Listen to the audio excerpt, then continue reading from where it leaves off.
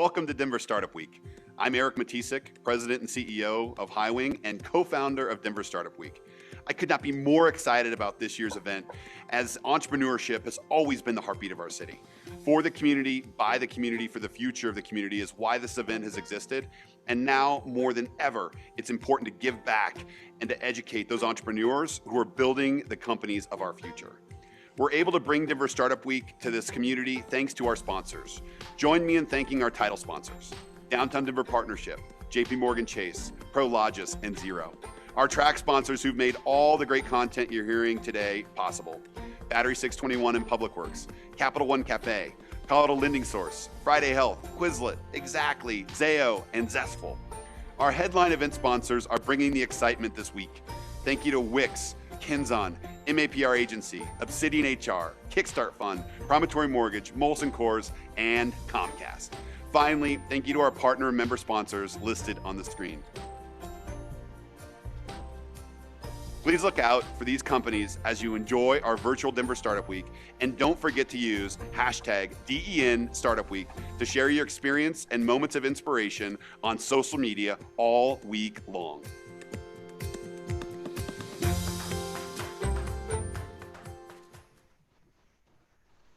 Hello, everyone. Welcome to Denver Startup Week. I'm the CEO of Zestful, and we're an employee reward and engagement platform for companies and teams. We make it really easy for companies to create fun goals for their teams to complete and share with each other. Things like learning something new, getting outside, or even sharing an awkward selfie.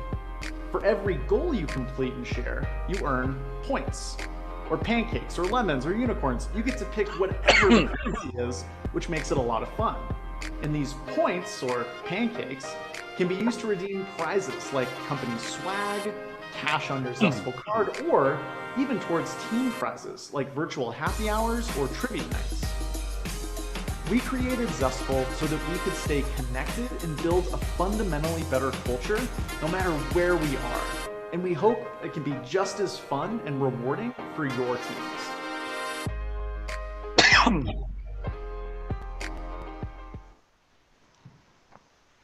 Hey, everybody. Welcome to Denver Startup Week.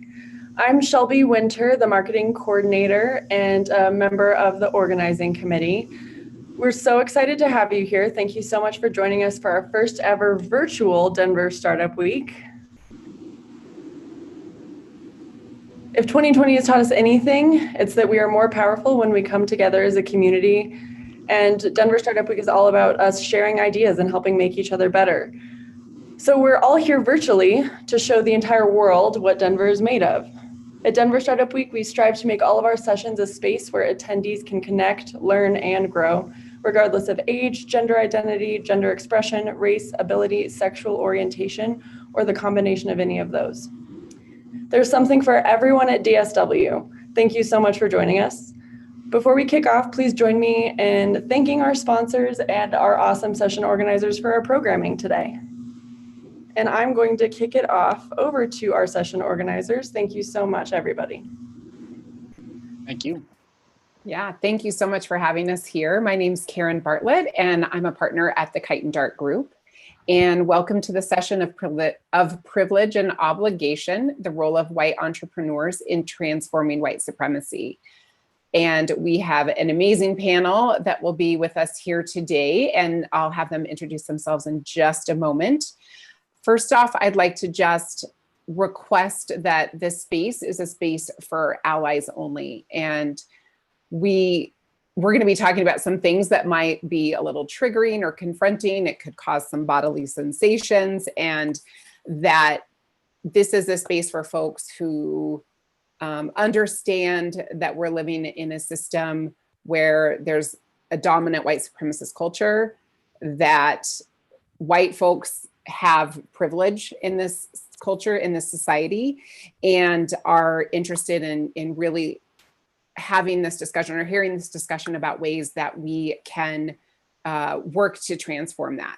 So we really invite this to be a space for allies only. And if that isn't you, then we invite you to please leave and know that that's what this conversation is for.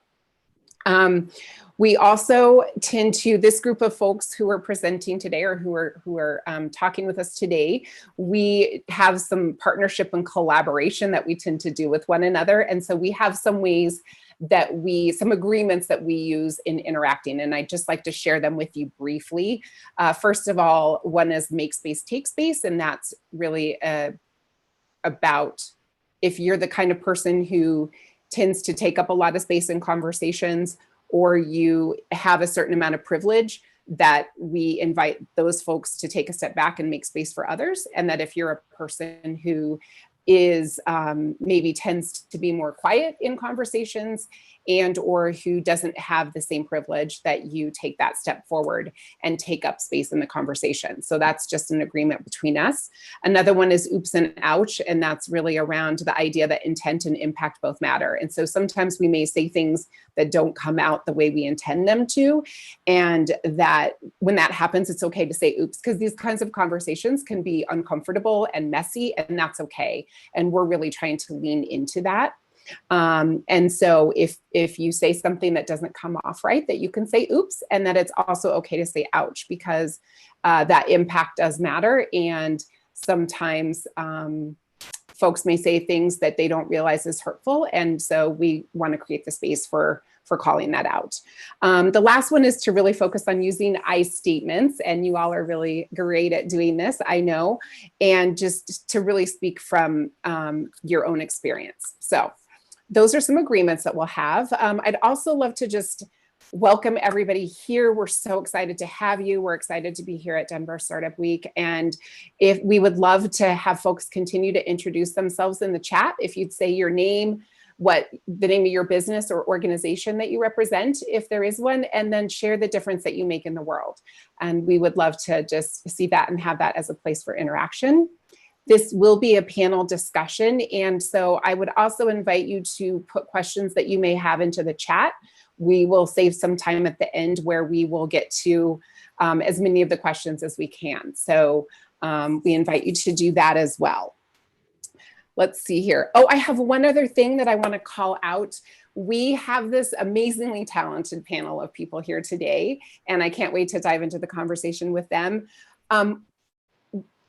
Two of our folks need to leave 5 minutes early at 3:55 today, and they, we didn't have control over when this session was, and they've got a previous commitment. And so I just wanted to call that out because that would seem a little bit weird for them to take off 5 minutes early, but it was really important to us to have them here as part of this discussion. So just want to call that out right as we're wrapping up, that they will need to leave. So that's Jenny and Marin. So all right, so I'm going to dive in. I'll do a quick introduction for each of you, and then I'm going to kick it off with our first question for you to say more about the work you do and the difference you're making in the world. So first of all, we have Jenny Medrano, and look at that, I got the right order.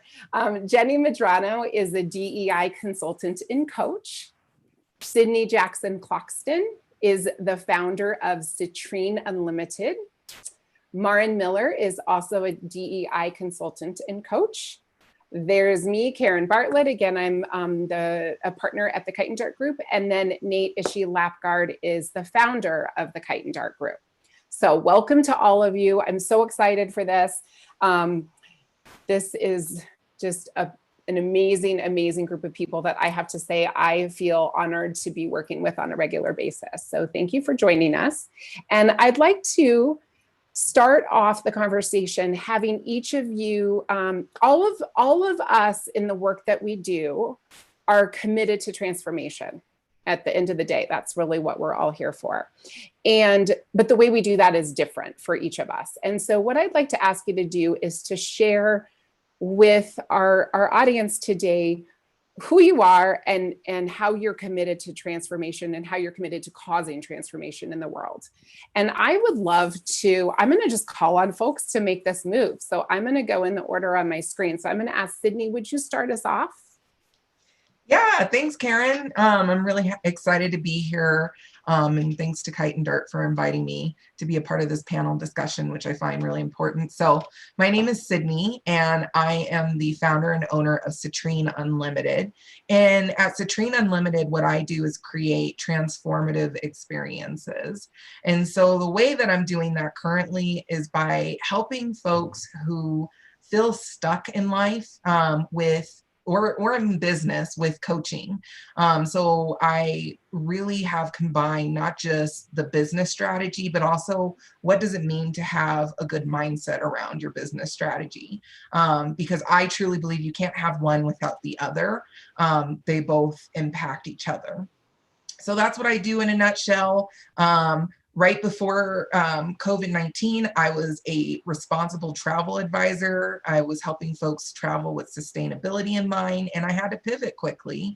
And so definitely, I actually am receiving coaching myself from Kite and Dart Group. I think all the great coaches need coaching, and all the best therapists need therapists. So that's something that I work on it with people as well, is just helping them to pivot when they feel like they're stuck and thinking outside of the box. So yeah, do you want me to popcorn it, or do you want to just pick the next person? Okay, cool. I'm going to pass it on to Marin. Thanks, Sydney. Hi, y'all. My name is Marin Miller. I use she, her pronouns, and I am a DEI consultant and program coordinator with a nonprofit here in Denver called Building Bridges, as well as a coach myself. I have my own LLC and offer coaching to folks. And my mission is to empower conscious, reflective change makers like you towards greater self-awareness, self-trust, inner knowing, and healing for the betterment of self, but also for the greater good of all. And so again, I offer one-on-one coaching. I'm also a Reiki practitioner and really interested in how anti-racism and anti-oppression work that I do with Building Bridges works with, parallels, intersects the coaching world, specifically working with white folks around what does it mean to be white? What does it mean to be an entrepreneur? And just in general, a human being on this earth trying to navigate all the things. Pass it off to my coworker, co-facilitator, Jenny. And friend. And friend. And the list is long, I'm sorry. My name is Jenny Medrano. I use she, her, and they pronouns. I work for an organization called Building Bridges in Denver. Marin kind of referred to it, but we develop youth and adults in diversity, equity, and inclusion by means of communication and empathy. So that's my full-time gig. On the side, I'm definitely working towards also being a coach in regards to working through your racial identity and how that pertains to entrepreneurship. So I especially love working with BIPOC or people of color, but I am open to working with all kinds of people. I think that was it, right? Intro? Yeah, that's or great. How we do transformation too, right? Yeah. I guess one thing I wanted to say in terms of what transformation looks like, and the work I do is a lot of detoxifying. So systemic oppression has us all in this toxic mess. And so my work is to detoxify as much as possible, challenge you to think internally on how all these different systems of oppression are showing up, and then lead that internal reflection to external change. Great, thanks, Jenny. And Nate. Oh, you're not going to go first, Karen? Oh, no. Okay. You go ahead. No. Okay, perfect. I'm Nate Lapgard. I'm the founder of the Kite Dart Group, and we are a group of entrepreneurial activists that's using this discipline of entrepreneurial activism to dismantle white supremacy and thus cause a transformation in the accessibility of entrepreneurship to everyone. And where we do our work is with fundamentally inside of the relationship that entrepreneurs have with their business, and how our work is informed by the conversation that Jenny and Marin lead us in, is that a lot of work that we're doing with non-traditional entrepreneurs is getting them to distinguish the characteristics of white supremacy culture, understand how they've benefited from that, how it's harmed them, and leaving them free to choose new ways to run businesses that are by default more diverse, equitable, inclusive, and cause a transformation in white supremacy. And we do that by helping people succeed in business. Thanks for having me, Karen. Yeah, no, thank you to all of you. Here's what I would add to that. And Nate, thank you for talking about the work we do at the Kite Dart Group.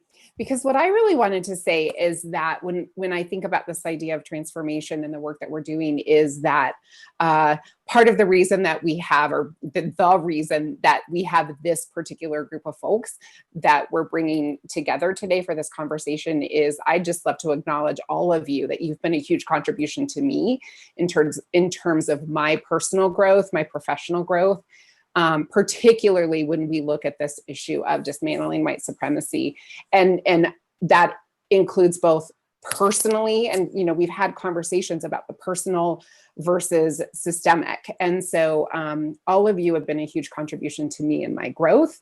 And I just value dearly the difference that you've made for me and the difference that I feel like we can really make collectively. I think that that's a really important piece to this work, is that no one person is going to be able to create the change that we want to see. It's got to be a collective, connected kind of thing. So with that being said, what I would love to do, right, we're talking about this word white supremacy, right, or phrase. And that's, first of all, that's a confronting phrase for a lot of people, and that's okay. And it's like, this is the culture that we live in.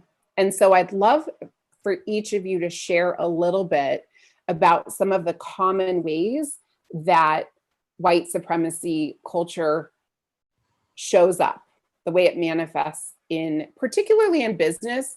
And I mean, this is Denver Startup Week, right? So focused on business, but I also think, again, that personal and that professional are really intimately tied. So if you'd each share a little bit about that. And I'll just also say that I would love for this to just be more conversational. That's what we do when we get together. So, yeah,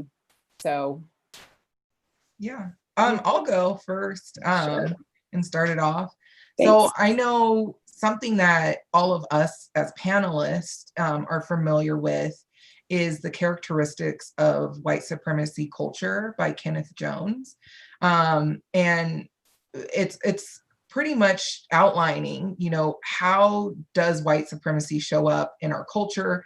But it really aligns with like how it shows up in the workspace. I know for me personally, most of that, what's on the list, I have experienced. And for a lot of the folks that I work with as clients, they've experienced themselves. Perfectionism being one of them. This idea that, you have to be perfect in everything you do, flawless.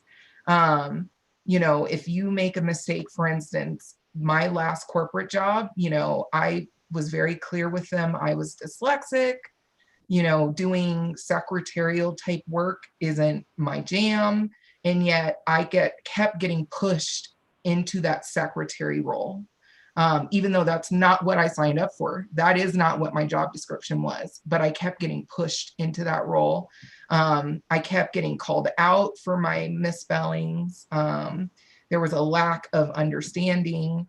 And funny enough, ironically enough, the same person that was calling me out, every other email I got from them had spelling errors, right? So it's also very traumatic to me. I can't speak for all BIPOC individuals, but for me, even thinking back about it, it's traumatic because it really was stifling my growth and really dimming I don't know how else to say this, my sparkle. Like, I started off really excited for the work that I was doing, and I ended up just hating what I was doing in life. So that for me is just one of the biggest things I see is, this need for perfectionism when it's not necessary.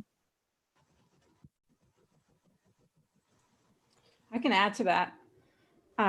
Sydney, I feel you. I relate, especially when it comes to just this double standard that I feel like exists for BIPOC, and BIPOC meaning Black, Indigenous, people of color.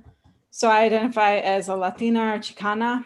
And one way that I have experienced white supremacy culture is in one of the tenets that's in the document that was just shared is the right to comfort. And this unspoken rule that at any point in time, white folks need to be comforted in what they're struggling with. If panic shows up, if any kind of discomfort is there, the weight is put on people of color to make sure that they are comforting white folks. So in my job, I have to work very directly with a lot of different white folks in helping them develop their organizations within DEI. So I'm constantly trying to navigate this tension of, am I being too nice because I don't want to mess with white fragility, or is this a time to push or challenge more? Mm. Mm.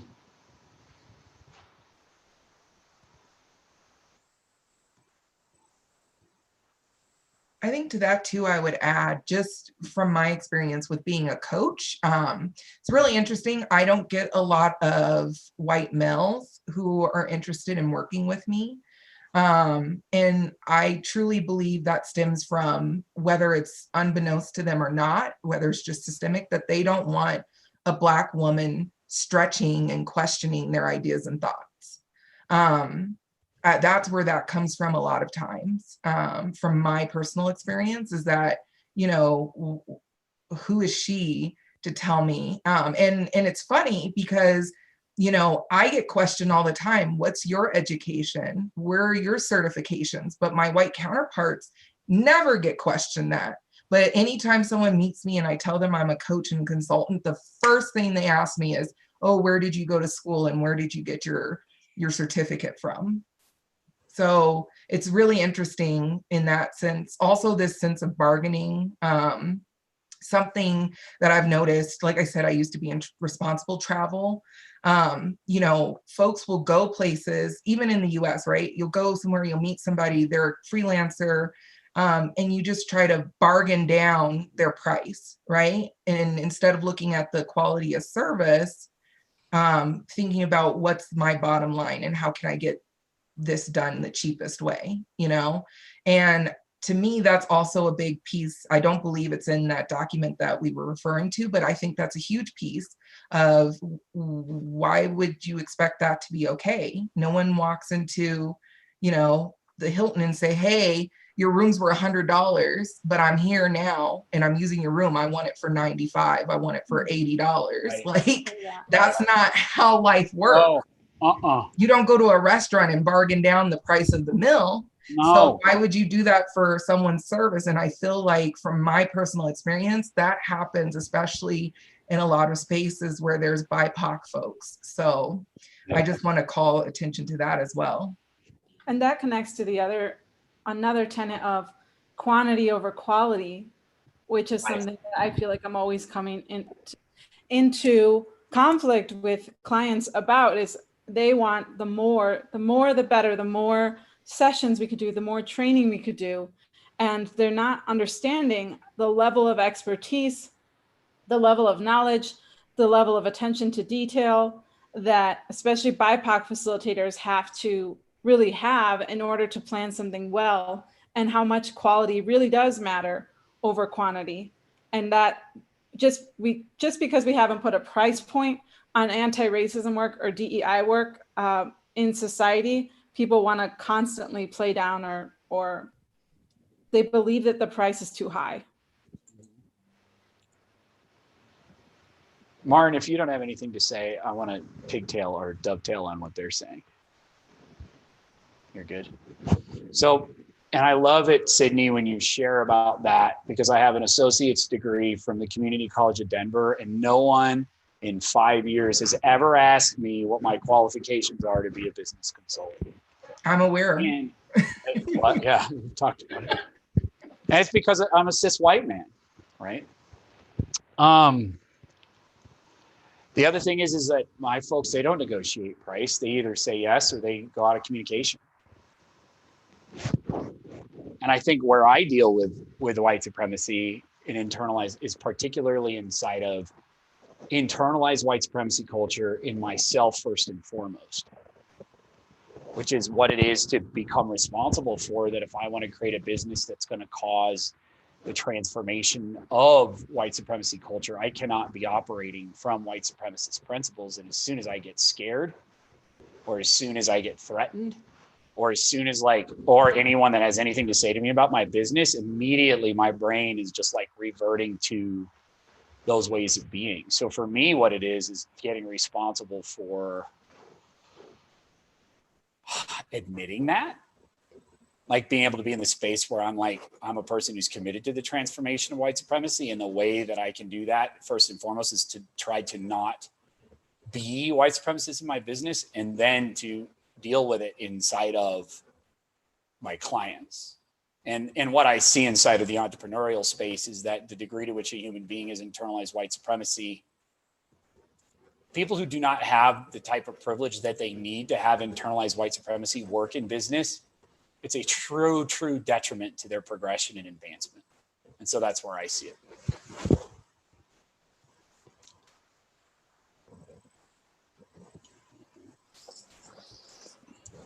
It's personal before it's professional, y'all. I'm the one who's running the business. I'm the one who's facilitating. I am the person who has been conditioned and breathed and swimming in this white supremacy culture my whole life. So thank you for naming that, Nate.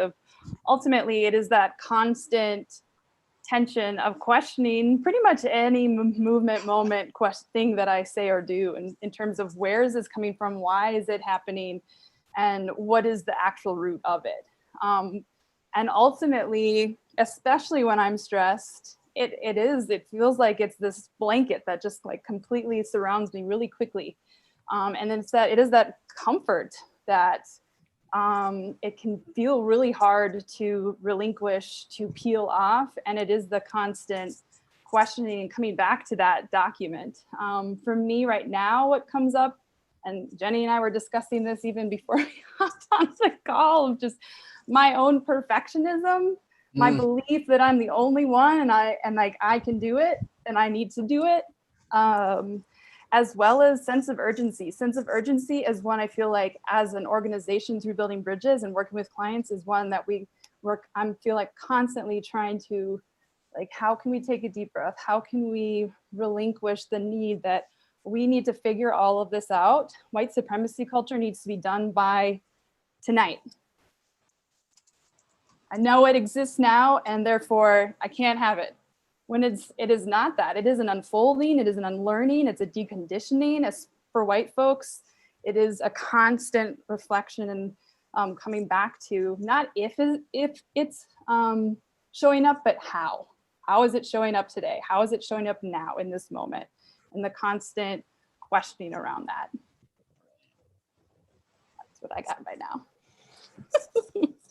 I think to your point, Maren, when you were talking about the sense of urgency, something that I thought was really interesting is that, you know, I used to do a lot of event coordination, and there was one point where we were planning an event in a different country. We were doing something that actually happened to be in Kenya at a really nice hotel.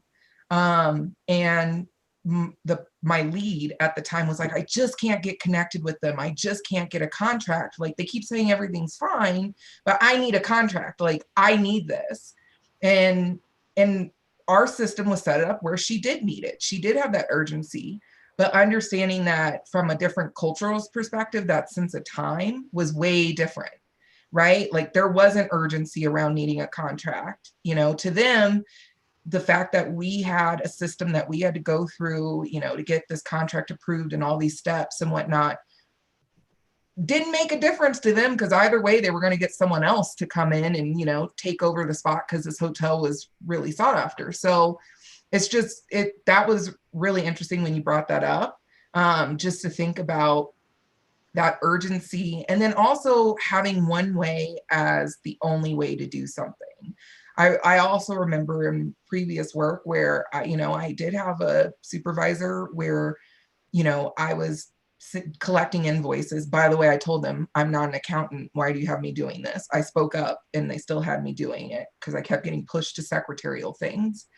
And the way she wanted me to collect invoices, I had told her it just does not make sense to me. I'm going to do it this way. And she was like, no, I don't want you to. Well, I did it anyway. And it worked out just as well. Fine. She was livid because I didn't listen to what she had told me to do. Yet I wasn't her secretary once again, right? So that's what's really interesting. I've had that happen personally for myself over and over again, where, I worked as a sales coordinator and I had a co-coordinator, and he, for some reason, thought I was his secretary as well. And finally, my boss had to say, she's not your secretary. She's a manager. She makes just as much as you do. Like, you need to back off. So I think those things pop up for me as well. Yeah. That makes me so mad, Sydney. Ugh.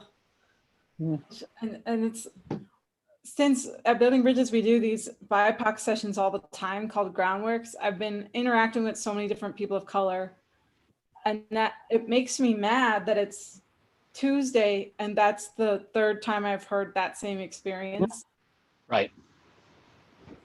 From women of color, mainly. And it's just like, and one of them was from my sister yesterday. Like, she called me crying because of the way that their department is completely treating her like shit. Like, she is a Latina in a government institution. And no matter what, it's like they insist on putting all the secretarial work on her. And when there is any pushback, there was a pushback from a coworker of hers that is also having to do the same kind of work. They labeled her as aggressive. She has like kind of like a red flag in terms of attacking her supervisor. All of the shit, the stereotypes that have become systematized as legal repercussions or workplace repercussions for just acting out or speaking on behalf of themselves. Yeah, there's a reason I own my own business. There really is. I mean, I was a manager once, and I actually got demoted in pay, although I had the highest numbers. Literally, I had documentation. I had the highest numbers, the most outreach. I was doing sales. People loved me. I was getting the best reviews out of everyone on the team. Myself and the only other brown manager at this company both got demoted in pay because they needed to do budget cuts, but everybody else was fine. So it definitely gets frustrating to the point where, I don't know. And someone asked a question, I don't know, this is like new to me, this way of Zoom, but they asked, when is a point of just like picking your battles, like knowing how to pick your battles when you just can't like get through to someone, and knowing when it's like, I'm just washing my hands of you. There's no need in having a conversation anymore. And I don't know if Jenny and Maren, you all work in this space a little bit more than I do. So you might be better to answer that question. And can I real quick, Jenny, before you step in, I'd love to kind of take that step into the like what to do about it in general. So I'd love to open it up in general. This was titled The Role of White Entrepreneurs in Dismantling White Supremacy. So I do think it's really important to get to that space of like, what can people do? Taking responsibility, making reparations, that can mean a lot of different things. And a lot of folks tend to think, when they think of reparations, they just think about money, and that there's a whole lot more to it than money. There's economic ramifications, there's social, environmental, there's a lot of different pieces that can go into that taking responsibility or making reparations. So in addition, there was a question in the chat box about that, like, how do you pick your battles? And I'd also love to open it up in general to either what kinds of things have you seen folks do or have you done in order to do this in their business? And Jenny, go ahead. Sorry, I stepped in there real quick. That's okay, yeah. So I actually want to ask Nate to share a little bit about maybe your learning experience around the question that was asked. When do you share and when do you not? And the reason why I'm asking Nate is because we literally just did a podcast where we talked about this for a while. And Nate, you had a learning moment in the midst of it. So I'm wondering if you could share it. So Allison, this is a brilliant question. And SKG 360, the conversation of complicity, right? That by participating in capitalism, that we are fundamentally complicit in the oppression of people, is something that weighs heavily in my mind as a white person as well. So who I want to work with is BIPOC people, because I lead a transformative methodology for looking at business, and BIPOC people are more resilient and much more capable of accepting different ways of thinking than white folks, in my experience. Now that's monolithing, right? And I got that I'm working with a particular segment of the population in each. So what I want to do is just be around people who automatically get and understand what I'm trying to say. And I feel most heard in those rooms. It's not my place. So, like for me, the conversation of who to engage with and who not to engage with is constantly on my mind. And I think it's informed from two places. The first place is like where I'm most effective. And the second place is like what Jenny and Marin are asking me to do. I'm Jenny and Marin in Sydney. So for me, as a white man, as the token cis white dude in this group, one of the big things that I've had to come to terms with is how much more privilege I really have, and how much easier it is for me to do shit. And so what would be best for me or easier for me is also framed by this conversation of the work that Sydney and Jenny and Marin and Karen are asking me to do. Like who are they asking me to talk to? Where are they asking me to carry the message? And that's the narrative that I'm in on a regular basis. Is that what you were looking for, Jenny? More so to the point of, do you debate with people on Facebook? Like, do you go for the ultra conservative Republican people who don't even think white supremacy is a thing, if you're a white person who's an ally now? Or where do you spend your energy? Yeah, it's a good question, right? So for me, I think where I've noticed efficacy is to take the time that I would spend arguing with my racist white uncle on Facebook and coach like a bunch of BIPOC people at free or reduced rates. That's what I'm doing. And I think I really question any strategy of transforming white supremacy that has to do with white people at the center. So look, I don't know to answer everybody's question, but for me, what I'm choosing to do is like, I think the solution to transforming white supremacy is to lift up BIPOC entrepreneurs. That's my job, right? And then to work with white people who are open to this conversation. And then to occasionally start a bunch of shit on Facebook with ignorant Trump supporters. So that's pretty much what I'm doing. To add to that real quick, there are so many different ways that we need white folks to show up. All the ways. Give us your money, pay for things, hire us as BIPOC, I mean. And yes, debate with people from time to time if that is the mode in which you can use your energy now. Many of us are online now, so it's not as easy to be in interaction with just any person on the street and have an opportunity to advocate on behalf of BIPOC. So for some of you, it might mean getting engaged a little bit on the comments, especially if you are new to anti-racism. I know that you want to go full force and be at the end of the marathon and be the ones leading with the microphone and really preaching on this matter, but I need you to take a back seat for at least 5 years. The amount of time you would spend getting a college degree, that's how much time you need to spend learning from BIPOC, taking a back seat, shutting up, and listening.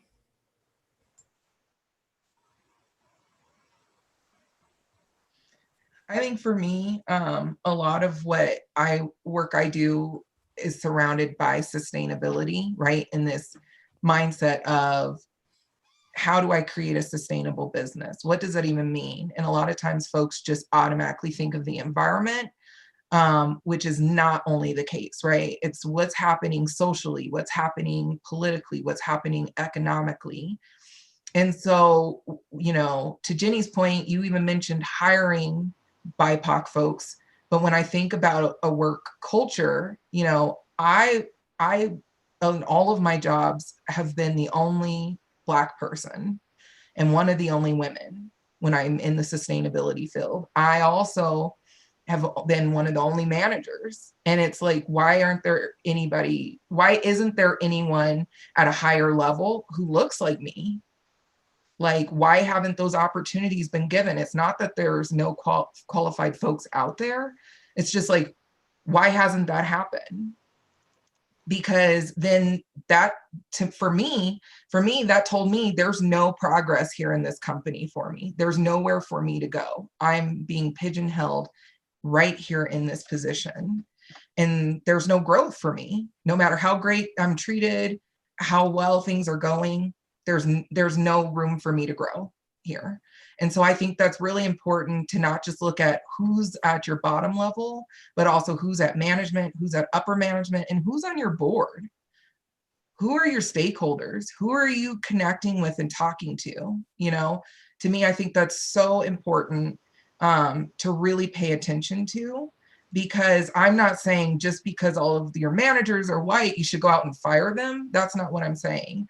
What I'm saying is there's other ways to actually start considering getting more BIPOC folks involved in your business. Who's on your supply chain, right? Like, why are you using Vistaprint as a printer? No offense, I've used Vistaprint before, but I could have used my neighbor down the street who is a Latino who has a printing business and supported him instead.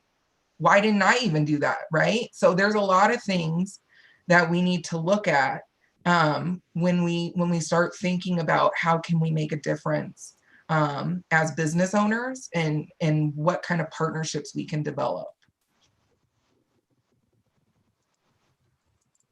I'd love to jump in on that partnership piece, Sydney, and yes to everything everyone said. Like, I always am learning from you all, and I want to call out that this kind of goes back to, I guess Maren said it earlier about it's personal before professional, and that personally, I think it's like personal and professional, like all at the same time. And there's absolutely that learning curve. Jenny, you're talking about it. Like, I still have so much to learn.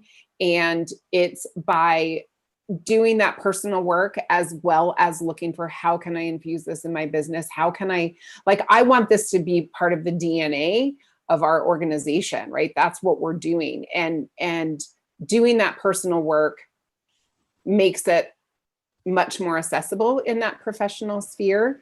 And definitely, that's why this group of people has been really impactful for me, right?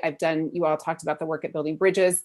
I've done that work. I haven't done it all, but what I've done has been hugely impactful and has spurred me to take other action, personally speaking.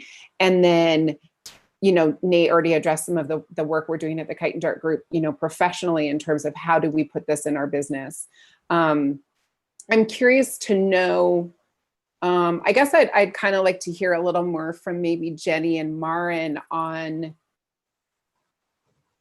how, because this is, you work with people sort of in both realms, so to speak. So I'm just curious if there's more that you have to add here around what people can do in either realm.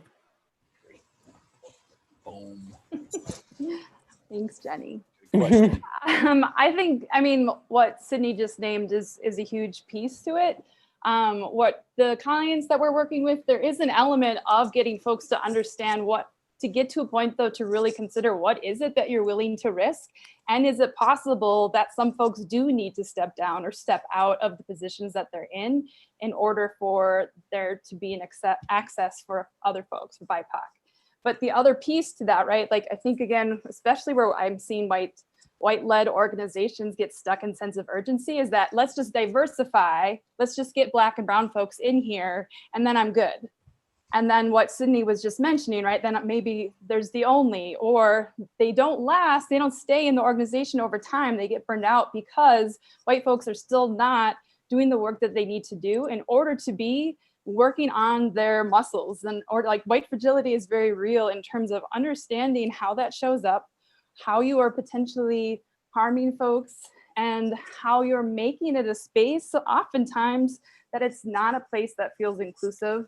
and feels equitable. And so there's always this tension around just how do you kind of do it now and also see it as like 3 to 5 year plan. Like, what are the different ways to continue to do what can happen in the next 3 months, 6 months, year? And also, what is it that we're truly going to reconfigure, restructure over time?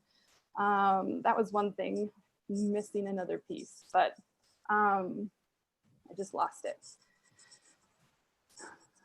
It feels complicated. And in terms of just when do I speak up, I mean, there's an element of that as well. Sometimes if you want to go practice with your uncle, like that is a muscle that some white folks need to practice and do. Like, how are you able to talk to folks and really start to, like, who is it in your sphere though that you can feel like you have some influence over? I think that's, for me, what continues to keep me grounded and what keeps me in my why is this really some pressure around like, how am I interacting and how am I being a model and influence for the folks that I can? And I was even talking to a client this week of like, it might not seem like you're doing anything right now in this moment. You might be coming up against other white folks in your life with a lot of tension, a lot of frustration, a lot of anger, but you're not quite like, stay with it because they're listening, they're watching. And how will you continue to like be the model and be that really grounded, rooted person? Like, no, this is something that I stand for, and I'm going to continue to investigate in myself. I love that. And I think to your point too, is that the simple way that I put it for folks is that growth equals uncomfort. If you know a way how not to be uncomfortable while growing and learning, I would love to learn. Me too. I'm like, they're called growing pains for a reason. So learning. Great show. I loved it. But I feel uncomfortable right now. Yeah, no, and it's an uncomfortable. I'm uncomfortable. This conversation for me is uncomfortable, yet I'm here, I'm showing up. And I think that's what's important too, is knowing that you are going to be uncomfortable. So let's just take care of that right now. You're going to be uncomfortable. It's working yourself through that uncomfort. And it all goes back to that right to comfort once again. So yeah, and I don't really feel uncomfortable right now. This is a Tuesday. Like, we talk about it every single day at Building Bridges. We talk about how are we dismantling white supremacy in ourselves and in the collective. So I do want to maybe encourage y'all, and that it is the muscle that Maren talked about. And Resma Minikin talks about how white folks really need to start strengthening their nervous system when it comes to having race-based discussions, when it comes to talking about white supremacy. So yes, it's going to be super, super uncomfortable in the beginning. Over time, it should start feeling more natural to bring up randomly. Like, oh, wow, I noticed that I just did an either or right there. I've heard Karen and Nate do that a lot. Calling yourselves out should start to become the norm. Yeah. And building capacity and like community around who are the folks that will continue to be able to like hold you in that as well. And I think that's what we've started to find within each other here. And again, the relationship that Jenny and I have is something that is important for me in my own journey and for our organization to go forward as well. Like, and also, yeah, just how do we continue to build accountability around that? And what does that look like? That looks like lots of different things for different folks. For me, I think it. Oh, go ahead. Nope. Go ahead, Nate. I just want to say, for me, it's a matter of what's important. And I was thinking about this morning, and this is what's important to me, is that I use my platform as a way to produce conversations like this and not hardcore closing webinars, and and whatever that is, and not to virtue signal, and that has benefits for my business and drawbacks. But at the end of the day, like, I have to sleep and be with myself and the choices I make in life. And so this is what matters to me, and this is what I choose to do in my life, and this is the work I choose to do in my business, sloppily and poorly. And I get to experience a lot of grace from the folks that you're seeing here on this call. And that experience, right, that kind of like grace and love and patience that I get to experience on a day-to-day basis is more like the culture that I want to have in my business, and I want to have the people I work with to have in theirs. It's more like this, where it's ugly and I'm challenged and it's not fun or uplifting, but there's a sense of like accomplishment and honesty to it that has really transformed my experience. And I love all of you, and I'm so, so, so grateful for all of you and the tremendous, I'm not going to cry on the webinar, the tremendous contributions that you've made to me and our business. Yeah. No emotion. Thank you all. I just want to add, like, can we talk about what's at stake if we don't do this? Ooh, like, shit, yeah, totally. Yeah. They're gonna fucking win. Want to do this dismantle white supremacy culture thing? Do you want to join us? Like, and I know that the space, there's got to be, I think it's multiracial in terms of who's attending this and listening. So I don't want to center this in terms of 2 white people. To all of us, what's at stake if we don't actively dismantle white supremacy? Mm-hmm. Fascism. I mean, I think we're seeing it, right? I mean, someone said even in the chat, our democracy. But for me, it's my own humanity. Oh God, that. Yeah. I like Raven decency. I agree with the person, I can't read the name, that said something about our children's future. I question all the time. So my partner, he's white, and he doesn't know what it's like to be a person of color, obviously. And he just doesn't get it. Like, he never will get it. He tries to be understanding, but he just never will get it. But we've talked about having kids, and that's a really big concern for me, is do I have to, I worry about my brothers. I'm the oldest in my family. My youngest brother is 11. Do I want to worry about my children to the same extent, if not more, in the way that I already worry about my brothers? Yeah. And my sister, but I worry every day about my brothers. Just them going to the playground freaks me out. Yeah. Thank you for that. Thank you, Sydney. Yeah. We love you. And we're sorry that you have to worry about that. And Jenny, thank you for that question. Like, I think that's really probably the most important question, right? So thank you for that. And I feel like, yes, thank you for that, Sydney, because it's, yes, democracy, yes, the country, and also human lives. Like, every fucking day, people are dying, especially Black and brown people, especially Black people.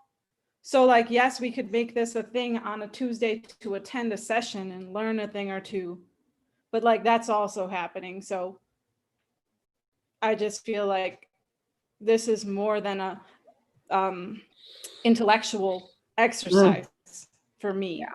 That's what keeps me engaged. I want to see my friends and family live. Yeah, thank you.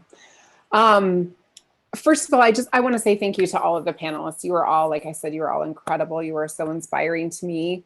I would like to, Jenny and Martin, I know you need to go. I would love to offer you the chance if you really quickly, I'll be putting your contact information in the chat for everybody. If there's something you'd like to share about how folks can further engage with you or how they can, get into action around the work you do, please go ahead and share that real quick before you have to go.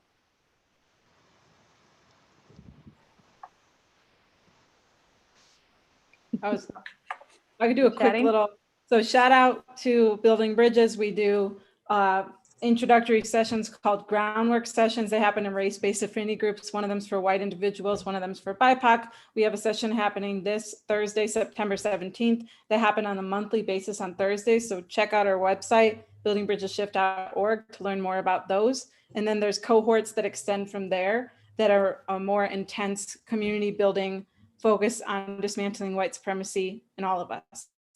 And then I would love to connect with anybody who does want one-on-one coaching around your racial identity. Yes, and we're also on Wednesdays, we're live 12:30. We call it Long-Winded Wednesday. So if you want to ever just come in and have a more conversation with me and Jenny, That is another way to engage with us. Yeah, and we also, the cohorts have been, we just started the Uprooted. It's a 4-session. Uproot is for white individuals, Liberated is for BIPOC. So there's this really beautiful path to continue to be in community and go deeper with each other around racial equity, anti-oppression work. And I also would love to work with folks in terms of energy healing, support, coaching, and racial identity work as well. Great. Thank you both so much for being here. We really appreciate your time and even staying for so much longer. And I would totally just, again, second the Building Bridges work. It's truly amazing. I would too. It's great. Thank y'all. We'll see you Yeah. later. Thank you. Bye. Have Thank fun. you. Bye, thank you. Thanks. And Sydney, would you like to go next and share how folks can, I've again put contact information in there. Yeah.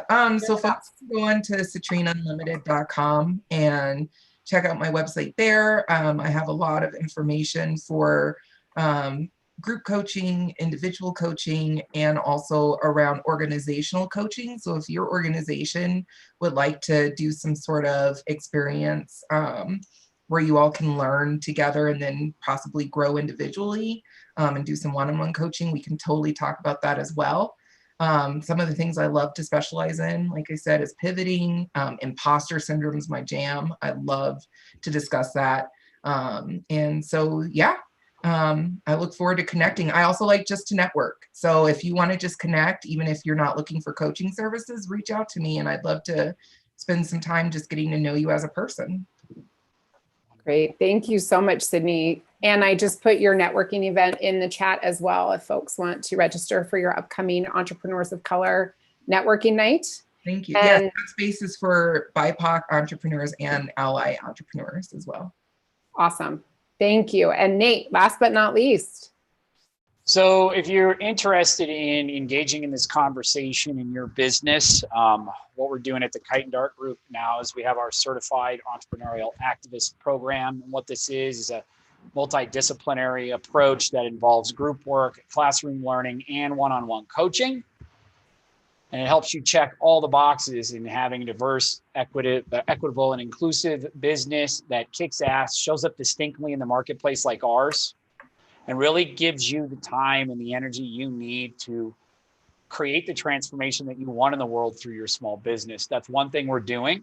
We are also doing a virtual networking event for impact-driven entrepreneurs that Sydney is hosting for us. Karen's gonna post the information for that in the chat so you can come hang out and meet some people in our community.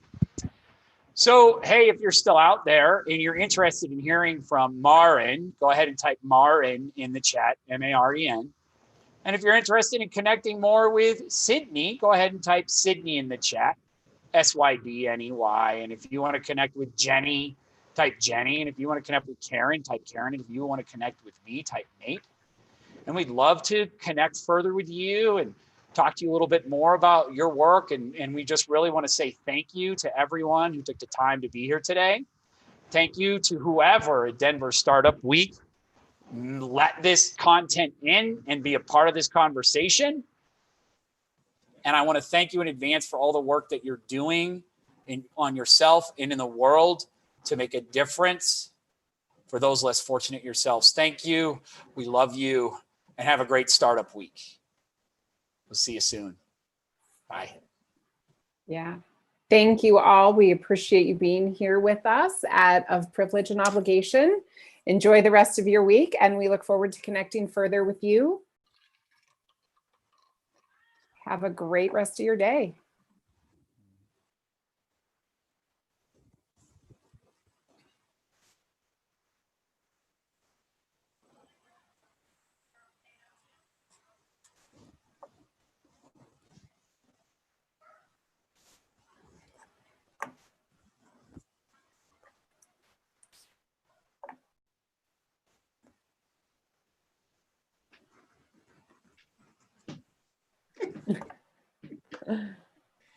That's why I think we went into the you know what I mean, why we go into the open. We're still live. Yeah. Yeah, Oh, totally. do we? Okay. I don't have the power, I don't think. Hold on, let me see if I can't leave. I'm just going to leave. Yeah. Oh, Yeah. one attendee left. All right. Hey, if you want to link back up in my Zoom, let's do it and we can debrief if y'all Okay. want to do that. Cool. Sure. Okay. Bye. Bye.